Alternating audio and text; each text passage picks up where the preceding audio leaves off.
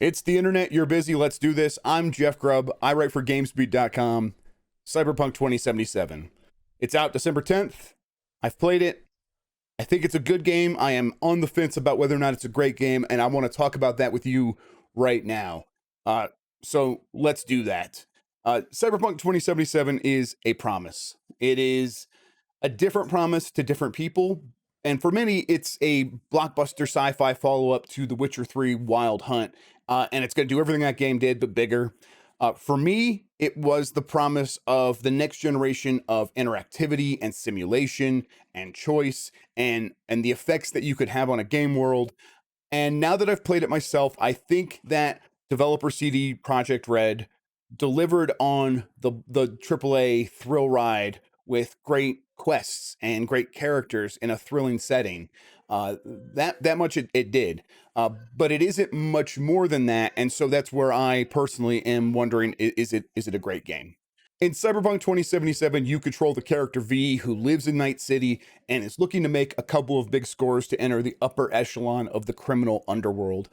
What Cyberpunk really is, though, however, is a big open world action role-playing game. What it's not is a look at gaming's future.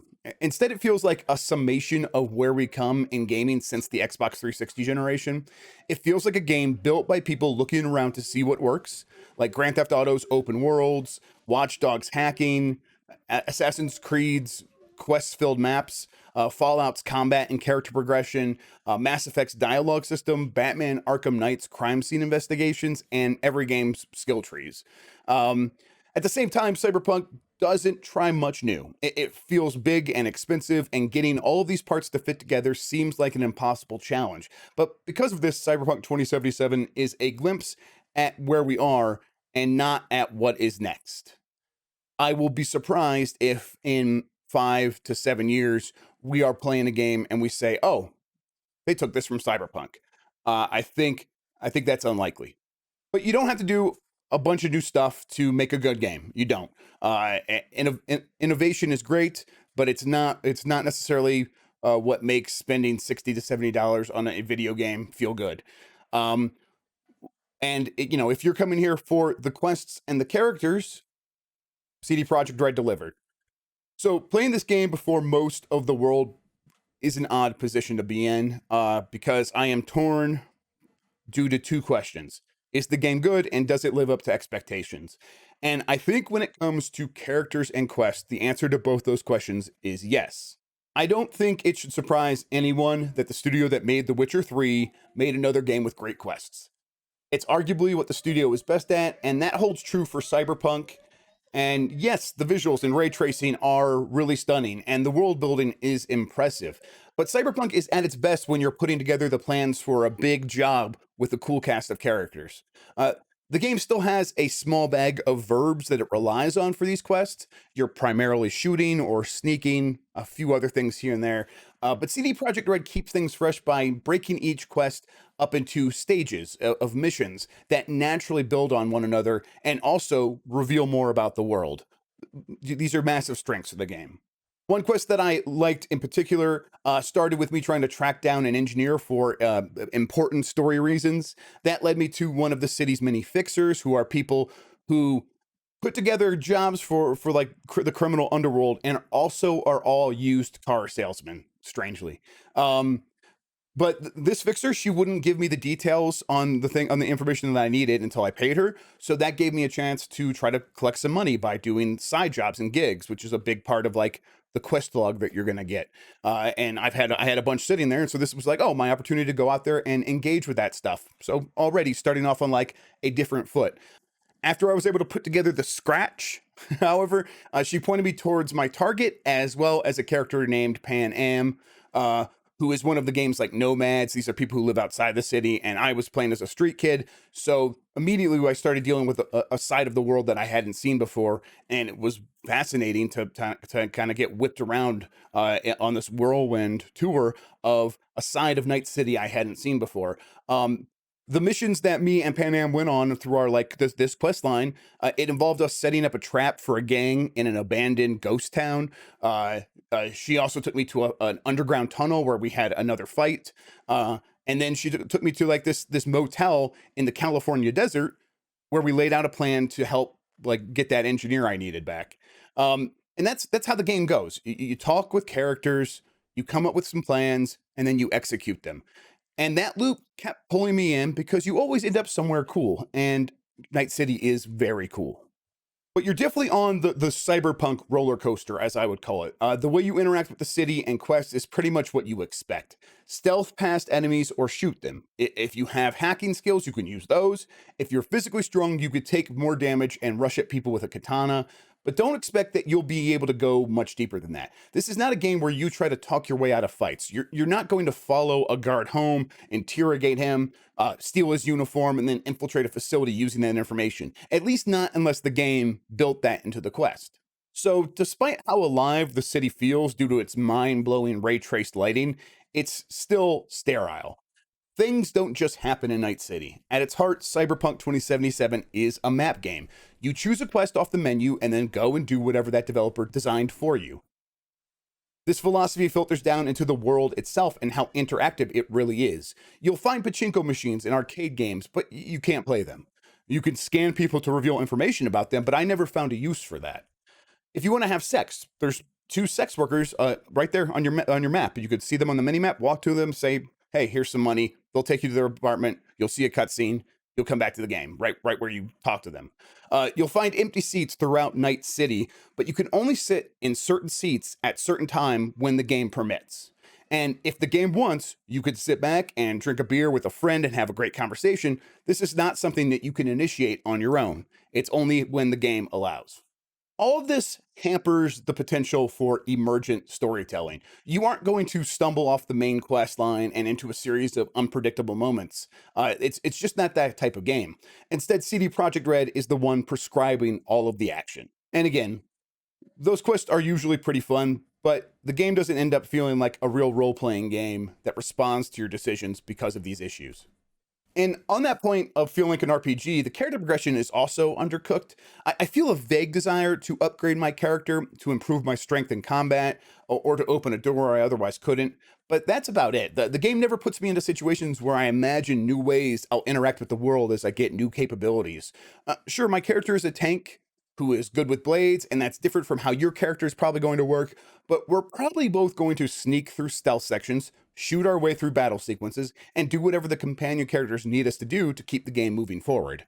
Let's talk about how the world is beautiful and buggy. If CD Projekt Red's core competency is writing quests, world building is a complementary pillar of the studio's works. Cyberpunk 2077 is more evidence of that. Night City is beautiful and ugly in all the ways a megacity should be. Every time you turn a corner, the game reveals another startling angle of the urban environment, and it makes Night City feel menacing and inescapable, and the visual fidelity and art both contribute to this sensation. The streets are packed with people and vehicles, giant colorful holographic advertisements shoot into the sky, neon lighting alerts you to restaurants and sex shops. And speaking of lighting, this is by far the best showcase for ray tracing so far, period. With an NVIDIA RTX 3080 video card and using deep learning super sampling, I was able to run the game at 1440p with RTX maxed out. This includes well-known RTX features like shadows and reflections, which look great, but also includes RTX global illumination. CD Projekt Red uses a hybrid GI system that doesn't use RTX for like when light bounces off of other objects, but any and all direct lighting, I think, is happening with ray tracing, and it makes a huge difference. The difference between Cyberpunk 2077 with RTX lighting on is a lifelike game with lighting that brings depth and characters, and to like, especially to like characters in their clothing, and you see self shadows on like the collar, on the neck, and the way the lighting scatters across like a curved face is super realistic. And then without RTX, it looks like a video game. And it's just, this is the promise of RTX that we've heard for 2 years now, finally sort of coming to fruition. And then thanks to DLSS 2.0's, performance setting, I was able to run everything maxed out and still get 60 frames per second at 1440p. It's very impressive, and I don't want to play it any other way. It is too beautiful with ray tracing to turn it off and try to get 120 frames per second. I'm not interested in that in this game because the ray tracing is so important to the look. But the game is also undeniably buggy. I have a high tolerance for the occasional funny glitch. I also have high expectations for games where I don't want to let them off the hook for a lot of stuff, especially if they're making big promises. But it's almost too high for me to expect that a game with such an open, complex world is going to behave at all times. So I have a high tolerance. And yet I saw quite a few bugs with, characters standing out of the top of the car while they're driving. So, their bodies like in the hood.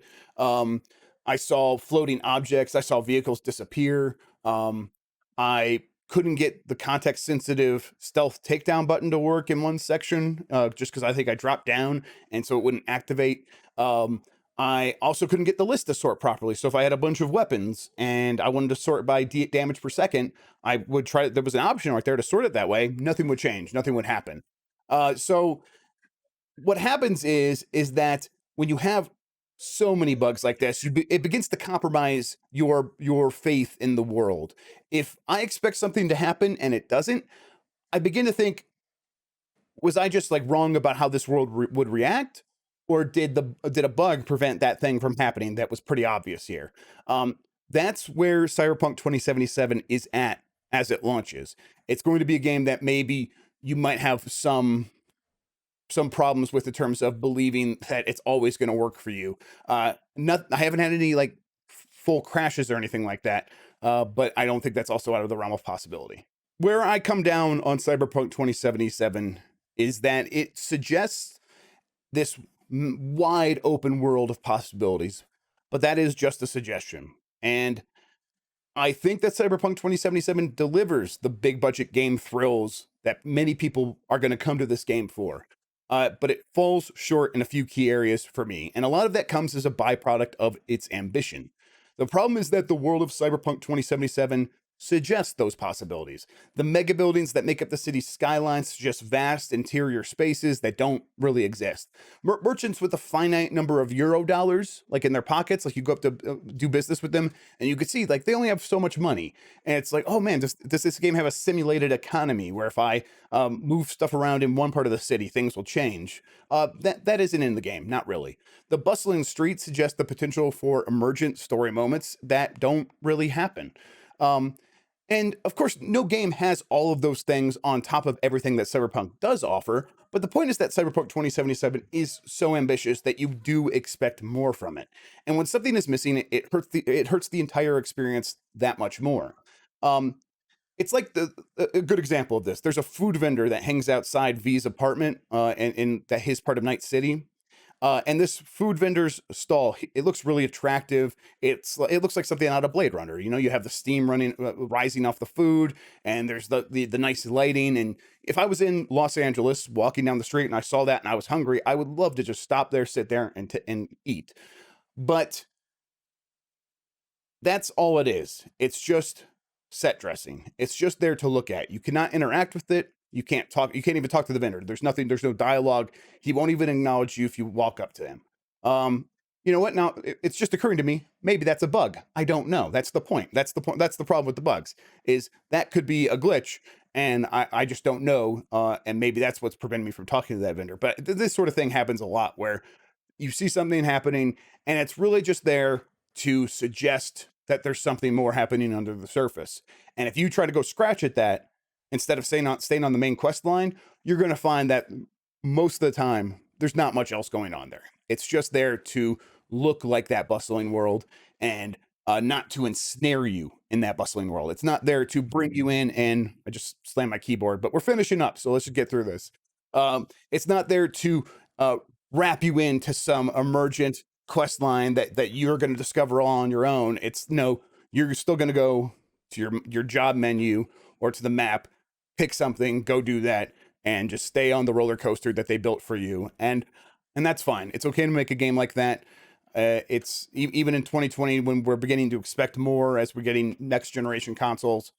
It's fine, but I do think that it's a deep disappointment to me that the world, this world that does look great and acts as great set dressing when you're going from one waypoint to another during a mission, is sort of just there as set dressing, and it's just and all these things just exist to add flavor to you choosing options on a menu, and that's all.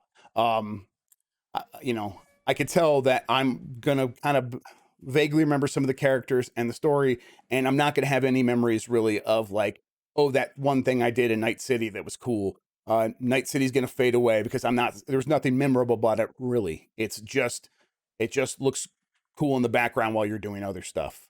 Um, and that's not why I wanted more. I wanted more from this game. So yes, that doesn't mean it's bad. It's a good game. It's just not great. It's not great. It's a 3 out of 5 for me. You could read this review on gamesbeat.com if you want more. I think that if you are someone who does just want those prescribed narrative story quests that you and that CD Projekt Red is known for and did really well with Witcher 3, if you like that stuff, I think you're really going to like this game quite a bit. Um, but it's not, it is not the great next thing that is going to push the medium forward. And not even really judging on that. It's just, it's not that memorable uh beyond some of the very good characters. Beyond that, it's just sort of there. Yeah. Okay, that's gonna do it for me. You can get more at gamesbeat.com. I'm on Twitter, Jeff Grubb. You like this video? If you have problems, issues, get me in the comments. Hit the like button. If you know it's going to be good and you don't care what I have to say, hit the the thumbs down button twice to really let me have it. Yeah, that's going to do it for me. Thanks everybody. I appreciate it. Until next time, have a good one. Take care of yourself. Goodbye.